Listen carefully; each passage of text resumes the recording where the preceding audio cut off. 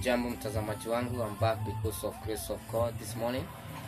Leo nimekuja kufunza kwa nini wanaume wengi wanafilisika wakilala na wanawake wengi tofauti bila kujua nini kinasababisha wafilisike.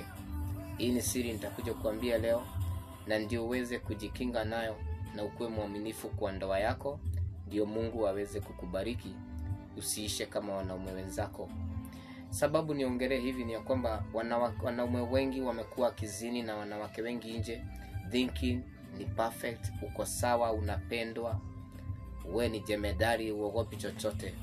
Lakini wacha nikwambie, unaweza kosa kupata ugonjwa wa ukimwi ama maradhi yote ya ngono, but what you must understand from today, unaisha kiroho. The time unaenda na mwanamke, kila mwanamke anakuwa na maroho yake. Kuna maroho ya mashida, ya poverty, diversion, zote wako nazo hao wanawake wale unaona hii dunia hii.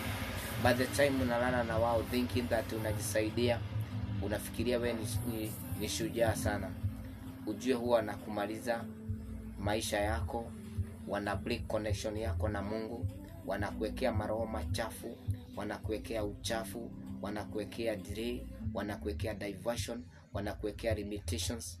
Hizo zote wakisha kuwekea, unakuta maisha yako yanadidimia, na unakuta ukiwa mwanamume hauwezi faulu katika maisha yako, unafilisika. Na kuna wanawake ambao hawanaga mkono wa baraka. Wakati unalala naye, from that time biashara zako zina corrupt, gorofa zako zinabomoka zote, unashindwa what happened. Ni ya kwamba kila mtu unaona ulimwengu huu ako na altars of families. Kuna familia ziko na altars of darkness. Kwa hivyo kuna mwanamke ukilala naye anakuwekea mpaka altar ndani ya maisha yako, na ni altar ya ulimwengu wa giza, ya kimapepo ya kwao. Kwa hivyo unakuta una connect those altars of darkness, na unakuta ukifilisika because utakuwa ukilala usiku unaonyesha uko kwa altars, na zile altar ni vile ulilala naye mkaconnect, mkakuwa mwili moja. Kile ningekupea advice wewe mwanaume unayenitazama, tuacha kulala na wanawake wengi. Oa mke, ukae naye, kuwa mwaminifu kwa mke wako, na you're going to see baraka za Mungu kwenye maisha yako. Usitamani watu juu wako na hips. Angalia mke wako, huyo ndio Mungu alikupea, muheshimu, na ukimpenda hata afya yake itakuwa salama, juu Mungu ni mwaminifu, atakubarikia mke wako na utakuwa kufurahia ndoa yako. I think you learn kitu.